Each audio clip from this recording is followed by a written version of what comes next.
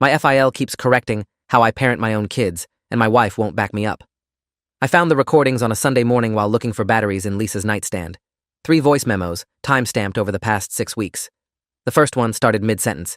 And you need to document every instance, every time he raises his voice, every meal he feeds them, every bedtime he misses. We need a pattern, sweetheart. Judge Kowalski responds well to patterns. My father-in-law's voice, talking to my wife, about me, about building a custody case against me, for my own children. I stood there holding a pack of AA batteries, listening to my marriage disintegrate through a smartphone speaker. And the weirdest part was how calm I felt.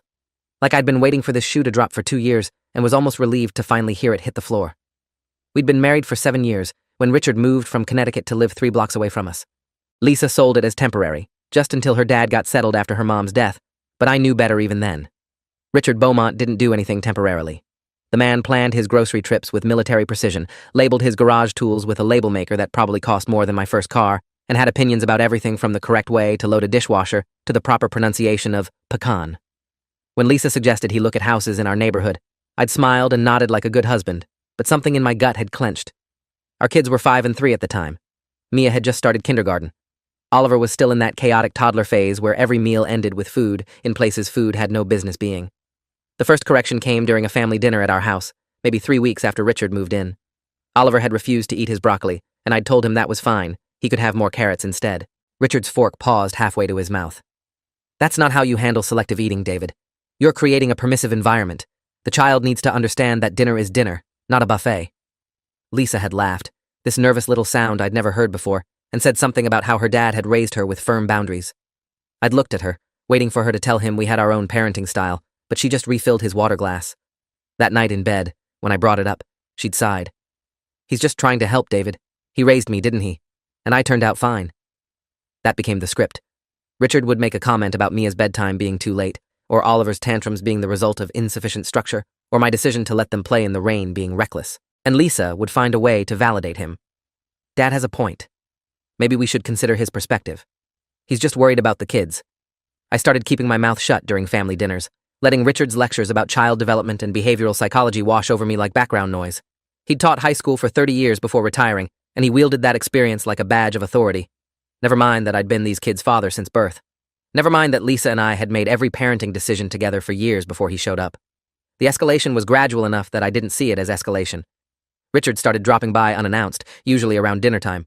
He'd walk in without knocking because family doesn't need to knock, and he'd survey our evening routine with this expression somewhere between concern and disappointment. If I was letting the kids watch cartoons while I cooked, he'd suggest that screen time before dinner affected their ability to digest properly. If I was playing rough with Oliver on the living room floor, he'd mention something about overstimulation and cortisol levels. Lisa would be right there, nodding along, sometimes even taking notes on her phone. Actual notes, about how to parent our children. Then Richard started showing up when Lisa wasn't home. I'd be doing bath time or homework or any of the 1,000 small tasks that fill an evening with young kids, and I'd hear his key in the lock. He had a key. Lisa had given him a key 4 months after he moved to town, and when I'd objected, she'd looked at me like I was being unreasonable. What if there's an emergency? What if the kids need him? The first few times he used it, I'd been too surprised to react. He'd just appear in the hallway, smile at the kids, and start questioning my decisions. Why was I letting Mia stay up past 8 on a school night? Didn't I know that consistent sleep schedules were fundamental to academic performance? Why was I giving Oliver apple juice instead of water? Was I aware of the sugar content? I started documenting it in my own way, sending texts to Lisa at work. Your dad just showed up again, 3rd time this week. Can you please talk to him about calling before he comes over? He spent 20 minutes explaining to Mia why the bedtime story I chose was developmentally inappropriate. Her responses got shorter and shorter. He's just trying to help. Don't be so sensitive. My dad knows what he's doing. That last one gutted me. Not, we know what we're doing. My dad. Like I wasn't even part of the equation anymore. The first time I lost my temper was over a peanut butter sandwich. Oliver had requested one for lunch, and I'd made it, cut diagonally the way he liked. Richard had walked in mid-preparation and actually took the sandwich out of my hand. Not like this. You're creating choking hazards with these large pieces. Here. He'd proceeded to cut Oliver's sandwich into tiny squares, explaining the Heimlich maneuver statistics for children under 5, while my son stared at his mutilated lunch with tears welling up. I'd said, and I remember this exactly because I replayed it in my head about 1,000 times afterward, Richard, please get out of my kitchen. Not yelling. Firm, clear. Setting a boundary like every parenting book on the planet recommends. He'd looked at me with this expression of practiced patience, like I was one of his difficult students, and said, Someone needs to put these children's safety first. Lisa came home to Oliver crying, me standing at the sink gripping the counter, and Richard explaining how I'd become aggressive when he'd tried to prevent a choking incident. I'd waited for her to ask my side. She didn't. She'd hugged Oliver, smoothed his hair, and suggested I take a walk to cool down. Cool down. Like I was the problem. Like her father hadn't just implied I was an unfit parent in my own home. I'd walked for 2 hours that night, circling our neighborhood until the streetlights came on, and when I came back, Richard was reading bedtime stories to both kids in Mia's room. Lisa was sitting on the bed with them, all cozy, like this was perfectly normal. The corrections started happening in front of the kids. Richard would countermand my instructions directly. I'd tell Mia to put on her jacket for school, and he'd say, "Actually, sweetie, you should wear the heavier coat. Your father doesn't check the weather." I'd tell Oliver he could have 10 more minutes of playtime before bath, and Richard would check his watch and say, "Bath time is at 7, not 7:10. Consistency, Oliver. Remember what Grandpa taught you about consistency?" The kids started looking to him for confirmation before they'd listen to me. Started calling out, "Is that okay, Grandpa?" when I gave them instructions. I mentioned it to Lisa several times. She said I was imagining things, being paranoid. Her father was just engaged with his grandchildren. Then Richard started keeping a notebook. I saw it one evening when he'd left his jacket on our couch. A small leather-bound book, the expensive kind with the built-in bookmark ribbon. I opened it. The first page was dated 6 months earlier, right after he'd gotten his key. Every page was filled with observations about my parenting, written in his precise teacher's handwriting. October 14th. David allowed Mia to skip vegetables at dinner, substituting with crackers. Dietary inconsistency noted. October 23rd. Raised voice at Oliver during tantrum. Child appeared frightened. Emotional regulation concerns. November 3rd. Left children unsupervised in bath for approximately 4 minutes while answering phone. Safety protocol violation. My hands started shaking before I finished the first page. This wasn't a concerned grandfather's notes. This was evidence. Documented, dated, detailed evidence being compiled against me. I took photos of every page with my phone, my heart hammering so hard I could hear it in my ears. There were 30 pages. 30 pages of my failures as a father, real and imagined, twisted and catalogued and preserved. The last entry was from 3 days earlier. David continues to resist guidance. Lisa agrees documentation is necessary for potential custody proceedings. Attorney consultation scheduled for next month. I confronted Lisa that night after the kids were asleep. Showed her the photos on my phone. Demanded to know what the hell was going on. She'd gone pale, then red, then this weird blotchy combination of both. "You went through my father's things?" That was her response. Not denial, not explanation. Accusation. I'd violated her father's privacy. I pointed out that he was documenting evidence to take my children away from me, and she'd started crying. Not the sad crying, the angry kind. She said I was blowing things out of proportion. Her father was just worried about the kids. Yes, they'd talk to a lawyer, but only to explore options if my behavior continued to deteriorate. My behavior. Like I was the one who'd moved in uninvited and started dismantling someone else's family. I asked what behavior she was talking about. She'd pulled up a list on her phone, an actual typed list. "You're inconsistent with discipline. You allow too much screen time. You don't enforce nutritional guidelines. You prioritize being their friend over being their parent. You get defensive when anyone offers constructive criticism." Each item delivered in this flat, rehearsed voice. I recognized Richard's phrasing in every sentence. She wasn't even using her own words anymore. I asked when she'd stopped trusting me with our own children. She said she'd never stopped trusting me, but that didn't mean I couldn't improve. Her father had experience. Her father had training. Her father knew what he was doing. And then, the real kicker. Maybe if you spent less time being jealous and more time listening, we wouldn't be having these problems. I slept on the couch that night. Couldn't remember the last time we'd had a fight that ended with me physically leaving the bedroom, but I knew if I stayed, I'd say things I couldn't unsay. Around 3 a.m, I heard Lisa's phone buzz in the bedroom, then her voice, low and urgent. I crept to the door. "Dad, he found your notebook. I don't know, he photographed it or something. No, he's upset, but I can handle it. Yes, I know. We'll talk tomorrow." The casual conspiracy of it hit me harder than the notebook itself. They had regular calls, regular updates. This wasn't a concerned grandfather overstepping boundaries. This was a coordinated campaign. The attorney consultation Lisa mentioned wasn't for next month. It was scheduled for the following Thursday. I found the confirmation email when I borrowed her laptop to print Oliver's school permission slip. She'd met with a family lawyer named Gregory Foster 3 times already. The email chain included attachments, Richard's notebook scanned and converted to PDF, photos of our house that I didn't remember being taken, and a document titled Parental Fitness Concerns, David Rourke. I printed everything, sat at the kitchen table at 5:30 a.m, reading through my wife's legal strategy to remove me from my children's lives. The document listed incidents I didn't even remember. Times I'd supposedly yelled, times I'd supposedly neglected supervision, times I'd supposedly made decisions that put the children at risk. Half of it was exaggerated. A quarter was taken completely out of context. The rest was just fiction. I called in sick to work and drove to a law office on the other side of town. I'd found Denise Kimura's name through an online search for family law attorneys with high ratings in custody cases.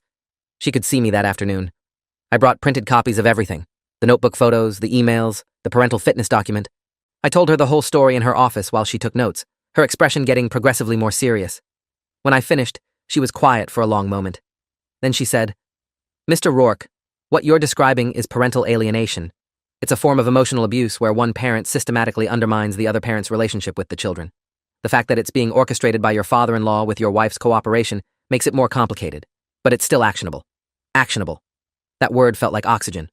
I wasn't crazy. I wasn't paranoid. This was real. It had a name, and there were legal remedies. Denise explained that I needed more evidence. Documentation of Richard's interference, the children's changing behavior toward me, any communications that showed coordination between Lisa and Richard. She recommended I install security cameras in common areas of the house to document Richard's uninvited entries and his interactions with the kids. She also recommended I start recording my interactions with Lisa when discussing parenting matters. Connecticut was a one-party consent state for recording. I just needed to be part of the conversation. That's how I ended up with 3 cameras in my own house, recording my own family. One in the living room, one in the kitchen, one in the hallway. I told Lisa I was installing them for security after there'd been break-ins in the neighborhood. She'd barely looked up from her phone. Richard came over the next day and spent 20 minutes examining them, asking technical questions about the storage system and whether they recorded continuously.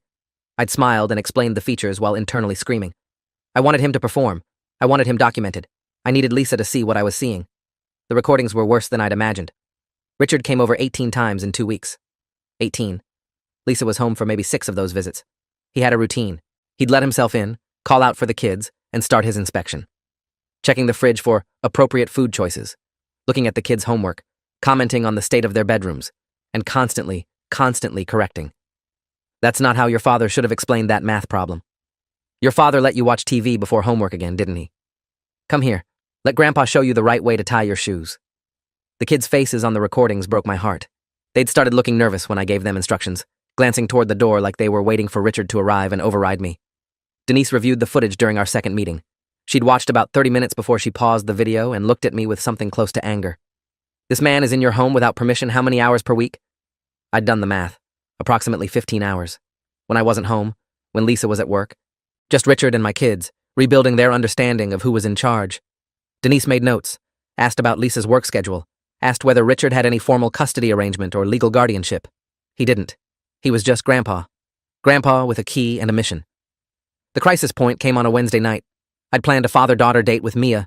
Just us, dinner at her favorite pizza place, maybe mini-golf after. She'd been excited about it all week. I came home from work at 5:30 to pick her up, and she was gone. Both kids were gone. Lisa's car was in the driveway. The house was empty. I called Lisa. No answer. I called again, straight to voicemail. I was starting to genuinely panic when Richard's car pulled into the driveway. Both kids climbed out, chattering happily. Richard followed them, carrying shopping bags. "We went to the Science Museum," Mia announced. "Grandpa said Wednesdays are educational activity days now." I looked at Richard. He looked back at me with this small, satisfied smile. "Lisa mentioned you and Mia had plans, but I thought the museum would be more enriching than pizza and video games. The children need structured learning experiences, not empty calories and screen time." He deliberately intercepted my time with my daughter, deliberately undermined plans we'd made together, and from the way Mia was describing the exhibits, completely oblivious to the fact that anything was wrong, he'd positioned himself as the hero of the afternoon. I didn't yell. I wanted to. I wanted to scream at him to get out of my house, away from my kids, out of my life. Instead, I smiled at Mia and Oliver and told them to go wash up for dinner. When they were upstairs, I turned to Richard and kept my voice level. "You need to leave, now, and you need to give me your key." He'd laughed. Actually laughed. "I don't think so, David. These children need a stable adult presence in their lives, and clearly that's not coming from you. Lisa agrees. You're welcome to take this up with her when she gets home from her father's house." Her father's house. Lisa had been at Richard's house while he was here with our kids. They'd coordinated this, planned it. He'd known exactly when to arrive, exactly what to say, exactly how to twist the knife. I took out my phone and called Denise right there in front of him, asked if I could legally demand his key back. She said yes. I could ask for it, but I couldn't forcibly take it. I could, however, change the locks. Richard's smug expression faltered when he realized I was actually talking to an attorney. I told him again to give me the key. He placed it on the counter, still smiling, and said, "You're making a mistake. The court will see this as your inability to accept help, your refusal to put the children's needs first." I changed the locks that night. All of them. Lisa came home at 8, tried her key, and started pounding on the door. I let her in. She was screaming before she even crossed the threshold. How dare I lock her father out? How dare I change the locks without consulting her? This was her house, too. I let her vent. When she finally ran out of steam, I pulled out my laptop and showed her the security footage. 2 hours of Richard's visits, condensed into a highlight reel that Denise had helped me edit. Richard letting himself in. Richard contradicting me to the kids. Richard going through our mail, our cabinets, our private spaces. Lisa watched in silence. When it ended, she was crying. "He's just trying to help," she whispered. But it sounded hollow even to her. I told her about the attorney I'd hired, about the parental alienation case I was prepared to file, about the custody evaluation I was going to request. I told her she had a choice: marriage counseling, boundaries with Richard, and a unified front as parents. Or I'd file for divorce and fight for primary custody with the evidence I'd compiled. I hated giving her an ultimatum, hated that it had come to this. But I was done being erased in my own home. She'd stared at me like she'd never seen me before. "You'd really take the kids from me?" I'd looked right back at her. "You and your father were planning to take them from me. I'm just defending myself." She called Richard right there, on speaker, told him he couldn't come over anymore without an invitation, that he needed to respect our boundaries, that she'd made a mistake letting things go this far. He'd argued, insisted she was making an emotional decision, reminded her about everything he'd documented, everything the attorney had said about my fitness as a parent. Lisa had taken a breath and said something I'll never forget. "Dad, I married David because I wanted a partner, not a father. I already have one of those, and I'm worried I've been letting you be his parent instead of letting him be my husband." Richard showed up the next morning anyway, rang the doorbell at 7 a.m., demanding to be let in. I opened the door but kept the security chain on. He had papers in his hand, court papers. He'd filed for grandparental visitation rights, claiming that I was preventing him from having a relationship with his grandchildren. The petition included references to my unstable behavior and concerning parenting choices. It included statements from Lisa, dated 3 weeks earlier, supporting his petition. Lisa appeared behind me in her bathrobe, saw the papers, and went white. "Dad, I never signed anything." He'd smiled. "You did, sweetheart. 3 weeks ago. You'd just forgotten, that's all." Denise filed an emergency motion opposing the grandparental visitation and submitted a counterpetition outlining the parental alienation. She included the security footage, the notebook photos, the emails, everything. The filing was 83 pages. I know because I read every single page 3 times, sitting in my car in the parking garage at work, making sure every detail was accurate, every timestamp, every quote, every piece of evidence that showed this wasn't a concerned grandfather, but a calculated campaign. Denise had organized it chronologically, showing the escalation pattern. Month 1, minor corrections. Month 3, documented observations. Month 6, legal consultation. Month 8, coordination with Lisa to build a custody case. Month 9, attempted abduction from school. The pattern was undeniable when laid out like that. Clinical, systematic, predatory. The hearing was scheduled for 10 days later. In the meantime, we had a temporary order that Richard could only see the kids in a neutral location, supervised by a third party. He violated it within 48 hours, showed up at Mia's school during pickup, tried to take her to get ice cream. The school called me, called Lisa, called the police. Officer Raymond Chen arrived to find Richard arguing with the principal, insisting he had rights as a grandfather, that this was a misunderstanding. The police report became part of our evidence. Richard's attorney tried to frame it as an innocent mistake, but the school had security footage showing Richard attempting to physically take Mia's hand and lead her to his car when she'd said she needed to wait for mommy or daddy. Mia had started crying. The footage showed that, showed her trying to pull away. Showed Richard leaning down and saying something to her that made her go still and compliant. We'd never know what he said. She wouldn't talk about it. Just kept saying Grandpa wasn't bad. Grandpa loved her. She didn't want to get Grandpa in trouble. The custody evaluator was Dr. Patricia Nowak, a clinical psychologist with 23 years of experience in family court cases. She interviewed each of us separately, interviewed the kids, reviewed all the documentation from both sides. She spent 3 hours at our house, observing how I interacted with Mia and Oliver, how Lisa interacted with them, how we functioned as a family. She asked the kids questions about their daily routines, who helped with homework, who made their meals, who put them to bed. Oliver, bless his heart, told her that Daddy made the best pancakes, but Grandpa said sugar for breakfast was bad, and now Mommy didn't let Daddy make pancakes anymore. But Dr. Nowak did something I didn't expect. She asked both kids to draw pictures of their family during the last session. Mia drew me, Lisa, Oliver, and herself.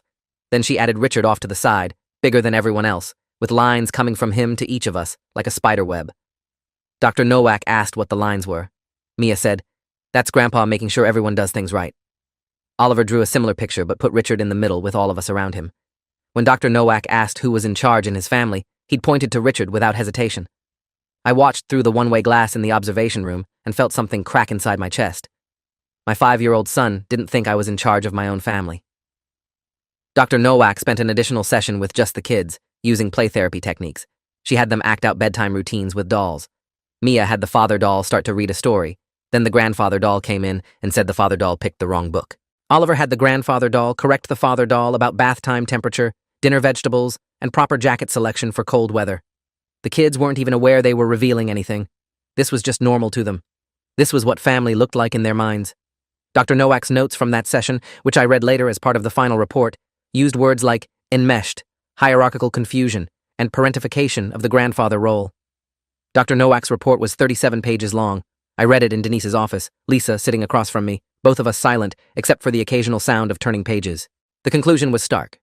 Richard Beaumont has engaged in a systematic campaign to undermine David Rourke's parental authority and relationship with his children.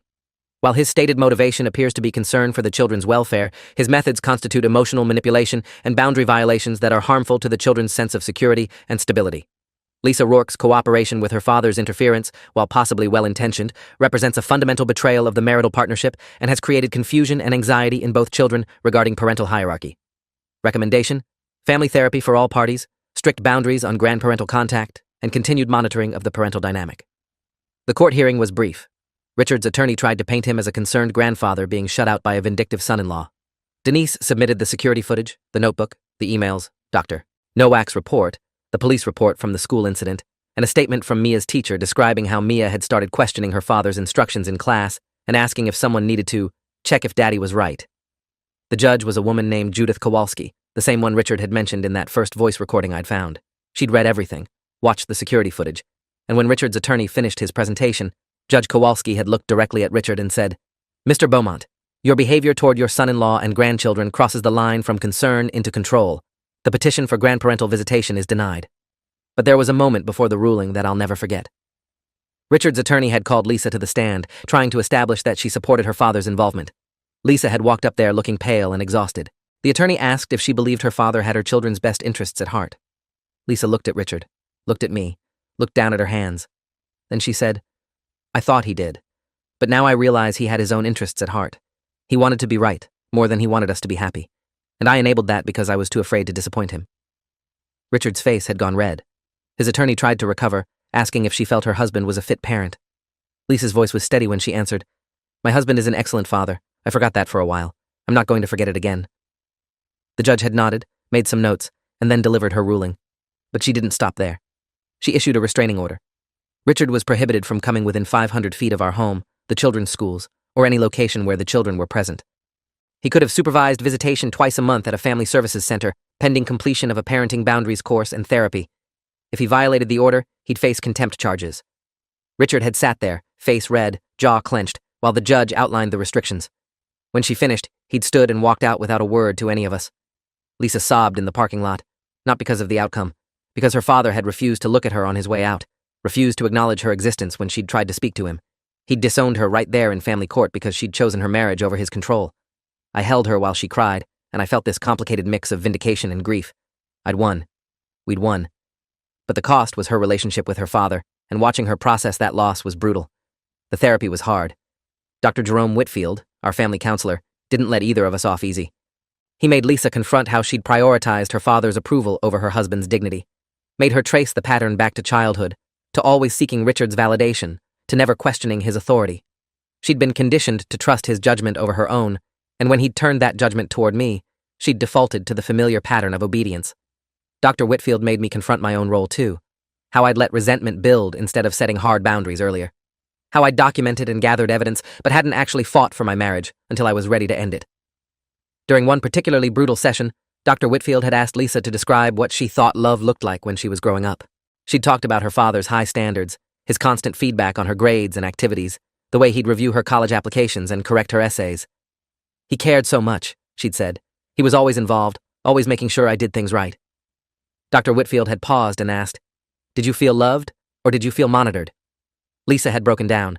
She'd spent 3 decades thinking surveillance was love, that control was care, that having someone document your every move meant they were invested in your success.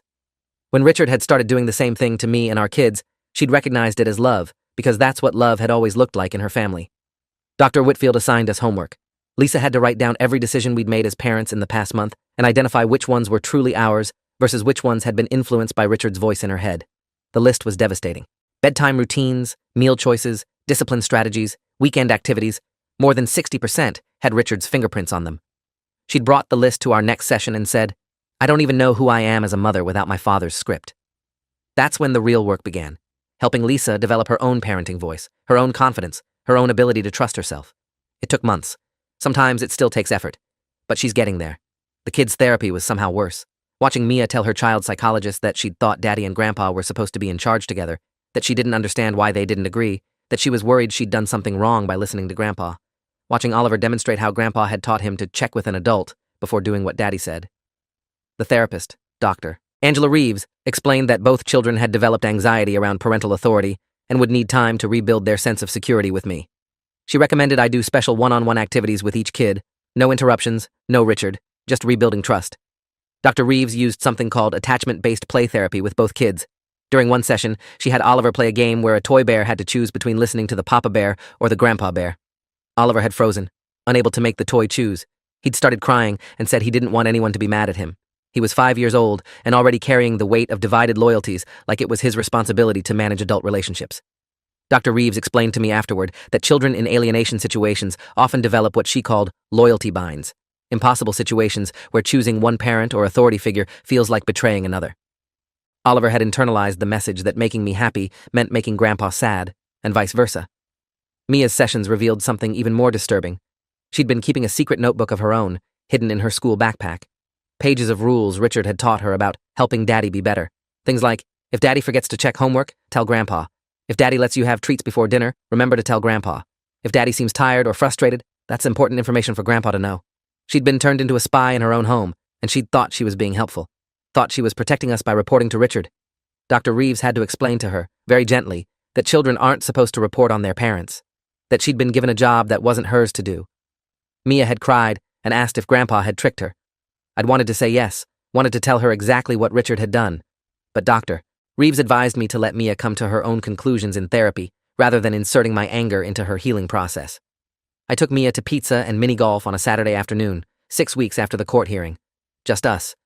She'd been quiet in the car, picking at her seatbelt. Halfway through the pizza, she'd asked if Grandpa was mad at her. I'd put down my slice and looked at her. Grandpa made some bad choices, baby.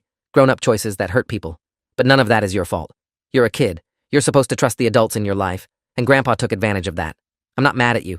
Mommy's not mad at you. We love you so much. She'd nodded, eyes shiny with tears, and then asked if we could still do mini-golf. We did. I let her win. Richard tried to contact the kids through social media, created a fake account, and sent Mia friend requests through a kid's educational app she used for school. The app flagged it as suspicious, notified me, and I reported it to our attorney. Another violation. Another court appearance. This time, Judge Kowalski wasn't patient. She extended the restraining order to include all forms of electronic communication and required Richard to wear a GPS monitor to ensure compliance with the distance restrictions. His attorney argued it was excessive. The judge said violating a court order to contact minor children through deceptive means was exactly the kind of behavior that warranted monitoring. Lisa filed for divorce from her father. Not a legal divorce, obviously, but she wrote him a letter, had Denise review it to make sure it didn't violate the restraining order, and sent it certified mail. She told him she loved him, but she couldn't have him in her life if he couldn't respect her marriage and her children's well-being. She told him he'd raised her to value family above everything, but then taught her to destroy her own family to maintain his control. She told him that maybe someday, if he got help and genuinely changed, they could rebuild a relationship. But for now, she needed to protect her kids from learning that love looked like manipulation. She never got a response. But 3 months later, his attorney contacted Denise to inform her that Richard had enrolled in a year-long therapeutic program specializing in family dynamics and control issues. He'd also moved back to Connecticut, sold his house in our neighborhood and left. The attorney said Richard wanted Lisa to know he was working on himself, but would respect her need for space. Lisa cried when I told her. She was proud of him for getting help and devastated that it had taken losing everything to get him there. It's been 18 months now. The kids are doing better. Mia doesn't ask permission to trust me anymore. Oliver asks for my pancakes every Sunday and doesn't mention whether they're good for him or not. Lisa and I are better too. Not perfect. We're still in therapy, still working on communication, still navigating the scar tissue from those years when she chose her father's voice over mine. But we're choosing each other now. Actively. Intentionally. I kept one copy of Richard's notebook. The original, not the photos. Denise gave it back after the case closed. I don't know why I kept it. Maybe as a reminder that people you trust can systematically dismantle your life while smiling and claiming they love you. Maybe as proof that I wasn't crazy. Maybe just because getting rid of it felt like pretending it never happened. And it did happen. It shaped us, nearly destroyed us, but ultimately made us stronger in this weird, painful way that trauma sometimes does. Last month, Mia asked if Grandpa would ever come to her birthday parties again. I told her I didn't know. That Grandpa was working on being healthier, but even if he got better, things would be different now. She'd thought about it, and then said, "That's okay. We're different now, too." She's 8 years old, and already understands that some relationships don't survive the damage. I hate that she learned that so young, but I'm grateful she learned it before she started thinking control was the same thing as love. The security cameras are still up. Probably don't need them anymore, but they've become part of the house. Sometimes I review footage from the early days, just to remind myself that I'm not exaggerating, that it really was that bad. Lisa caught me watching it once and asked why I torture myself. I told her it's not torture. It's evidence that we survived, that we chose each other when it would have been easier to fracture. That family isn't about bloodlines or duty or maintaining peace at the cost of dignity. It's about building something together and defending it when someone tries to tear it down, even if that someone claims they're helping. Richard sends a card on the kids' birthdays now, never violates the distance restrictions, never tries to contact them directly, just sends a card through his attorney to our attorney to me and Lisa. The last one, for Mia's birthday, included a note. "I'm sorry for the pain I caused. I thought I was protecting you. I was wrong. Love, Grandpa." Lisa wanted to let Mia read it. I said we should wait. Maybe in a few years, when she's old enough to process it without blaming herself. Lisa agreed. Sometimes I wonder if I overreacted, if I should have tried harder to resolve it without lawyers and courts and restraining orders. Then I remember that voice memo I found that Sunday morning, talking about building a custody case, documenting my failures, pursuing legal action to remove me from my children's lives. I remember Mia's face on the security footage when Richard was leading her to his car at school, that mixture of confusion and obedience that looked way too much like fear. And I know I didn't overreact. I protected my family, from someone who claimed to be family. I tell the kids I love them every single day now, multiple times. I tell them they're safe. I tell them they can trust me. I tell them the rules in our house, the boundaries we set, the structure we create. It all comes from me and Mom together. No one else gets a vote, not Grandpa, not teachers, not friends' parents, just me and Mom.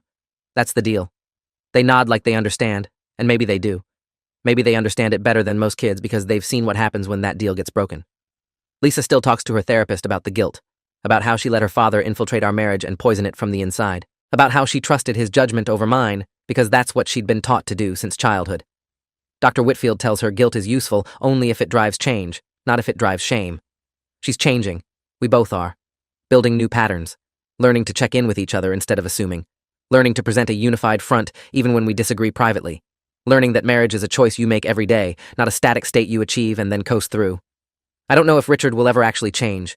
Don't know if his therapy program is genuine growth or just another performance, another attempt to control the narrative. Part of me hopes he does change, for Lisa's sake, for the kids' sake. They deserve to have a grandfather who loves them without needing to control them. But another part of me knows that even if he does change, things will never be what they were. You can't unknow someone's capacity for manipulation. Can't unfeel the fear of having your children turned against you. Can't forget what it's like to be erased in your own home. What I do know is that I'm not afraid anymore. Not of Richard. Not of losing my kids, not of standing up and fighting for my family when someone tries to take it from me. I know what I'm willing to do to protect them. Know what lines I'll draw and defend. Know that being a good father doesn't mean being perfect or never making mistakes. It means showing up, being consistent, choosing your kids over comfort, over approval, over the path of least resistance. Mia starts 4th grade next month. Oliver starts 1st. They're good kids, happy kids, secure kids. They know Mom and Dad are a team. They know the rules are the rules because we decided them together. They know that love doesn't come with conditions or surveillance or documentation. Just presence, just consistency, just showing up every day and being the person they need you to be, even when it's hard, especially when it's hard. Sometimes, late at night when the house is quiet, I think about that moment I found the recordings. How calm I felt, how prepared, like I'd been waiting for confirmation of something I already knew. I think about all the small moments before that, the corrections and contradictions and quiet erasures, and I wonder how I let it go on so long. Then I remember that love makes you patient, makes you accommodating, makes you doubt yourself when you should be trusting your instincts. Richard weaponized that, used my love for Lisa and my desire to keep the peace against me. The lesson I'm teaching my kids now, the one I wish I'd learned earlier. Love without respect is just control wearing a mask. Real love builds you up, trusts you, gives you space to make mistakes and learn from them, doesn't document your failures for future use, doesn't undermine you to the people who matter most.